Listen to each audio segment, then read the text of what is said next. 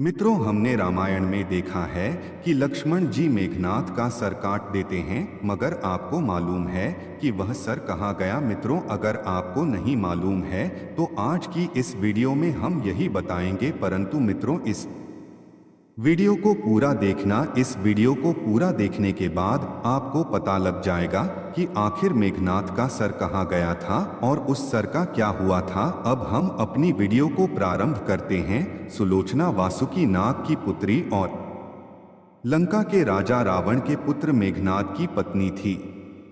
लक्ष्मण के साथ हुए एक भयंकर युद्ध में मेघनाद का वध हुआ। उसके कटे हुए शीश को भगवान श्री राम के शिविर में लाया गया था। अपने पति की मृत्यु का समाचार पाकर सुलोचना ने अपने ससुर रावण से राम के पास जाकर पति का शीश लाने की प्रार्थना की, किंतु रावण इसके लिए तैयार नहीं हुआ। उसने सुलोचना से कहा कि वह स्वयं राम के पास जाकर मेघनाद का शीश ले आए, क्योंकि राम पुरुषोत्तम हैं, इसीलिए उनके पास जाने में तुम्हें किसी भी प्रकार का भय नहीं करना चाहिए। रावण के महापराक्रमी पुत्र इंद्रजीत मेघनाद का वध करने की प्रतिज्ञा लेकर लक्ष्मण जिस समय युद्ध भूमि में जाने के लिए प्रस्तुत हुए, तब राम उनसे कहते हैं, लक्ष्मण, रण में जाकर तुम अपनी वीरता और रणकौशल से रावण पुत्र मेघनाद का वध कर दोगे, इसमें मुझे कोई संदेह नहीं है। परंतु एक बात का विशेष ध्यान रखना कि मेघनाद का मस्तक भूमि पर किसी भी प्रकार न गिरे, क्योंकि मेघनाद एक नारीव्रत का पालक है और उसकी पत्नी परम पतिव्रता है। ऐसी साध्वी के पति का मस्तक अगर पृथ्वी पर गिर पड़ा तो हमारी सारी सेना का ध्वंस हो जाएगा और हमें युद्ध में विजय की आशा त्याग देनी पड़ेगी। लक्ष्मण अपनी सेना लेकर चल पड़े। समरभूमि में उन्होंने वैसा ही किया। युद्ध में अपने बाणों से उन्होंने मेघनाद का मस्तक उतार लिया, पर उसे पृथ्वी पर नहीं गिरने दिया। हनुमान उस मस्तक को रघुनंदन के पास ले आए। मेघनाद की दाहिनी भुजा आकाश में उड़ती हुई उसकी पत्नी सुलोचना के पास जाकर गिरी। सुलोचना चकित हो गई। दूसरे ही क्षण अन्यंत दुख से कातर होकर विलाप करने लगी, पर उसने भुजा को स्पर्श नहीं किया। उसने सोचा, संभव है यह भुजा किसी अन्य व्यक्ति की हो। ऐसी दशा में परपुरुष के स्पर्श का दोष मुझे लगेगा।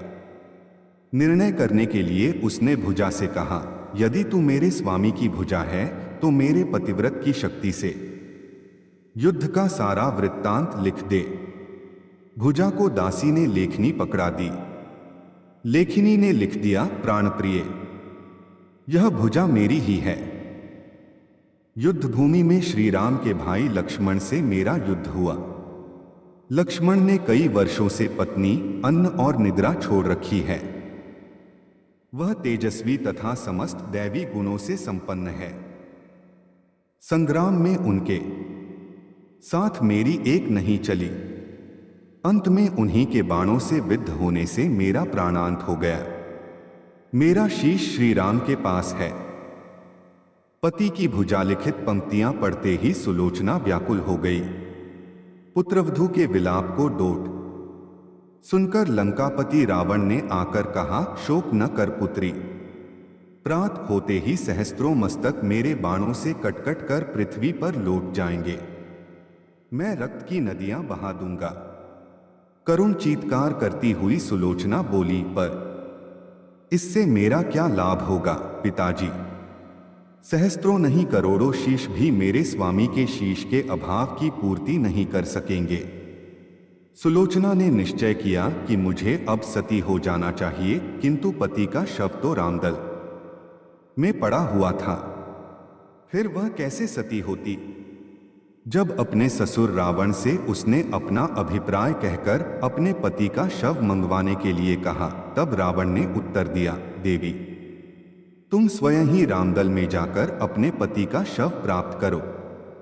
जिस समाज में बाल ब्रह्मचारी हनुमान, परम जितेंद्रिय लक्ष्मण तथा एक पत्नी व्रती भगवान श्री राम विद्यमान हैं, उस समाज में तुम्हें जाने से डरना नहीं चाहिए। मुझे विश्वास है कि इन स्तुत्य महापुरुषों के द्वारा तुम निराश नहीं लौटाई जाओगी। सुलोचना के आने का समाचार सुनते ही श्री राम खड़े हो गए और स्वयं चलकर सुलोचना के पास आए और बोले, देवी, तुम्हारे पति विश्व के अन्यतम योद्धा और पराक्रमी थे।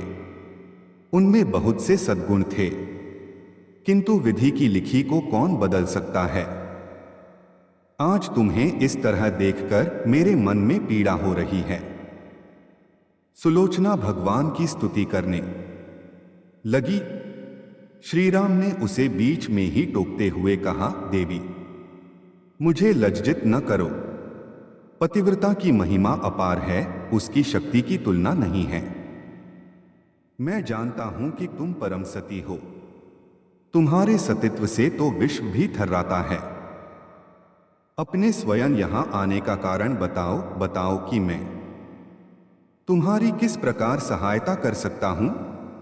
सुलोचना ने अश्रुपूरित नयनों से प्रभु की ओर देखा और बोली, राघवेंद्र, मैं सती होने के लिए अपने पति का मस्तक लेने के लिए यहां पर आई हूं।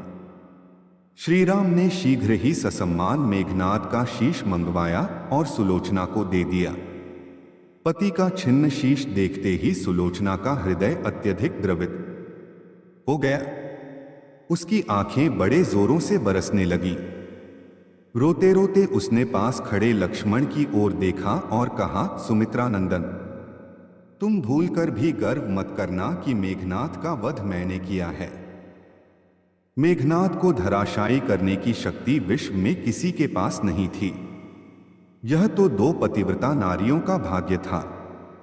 आपकी पत्नी भी पतिव्रता हैं और मैं भी पति चरणों में अनुरक्ति रखने वाली उनकी अनन्य उपासिका हूं।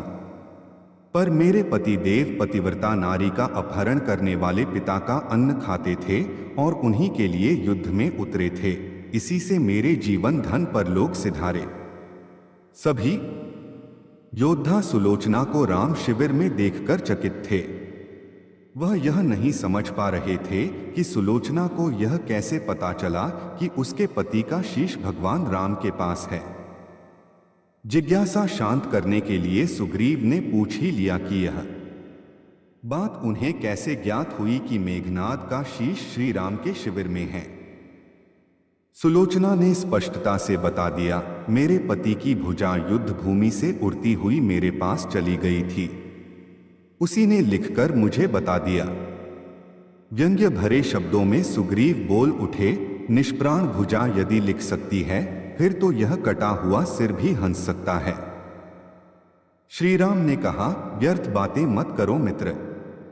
पतिव्रता के महामतय को तुम नहीं जानते। यदि वह चाहे तो यह कटा हुआ सिर भी हंस सकता है। श्री राम की मुखकृति देखकर सुलोचना उनके भावों को समझ गई।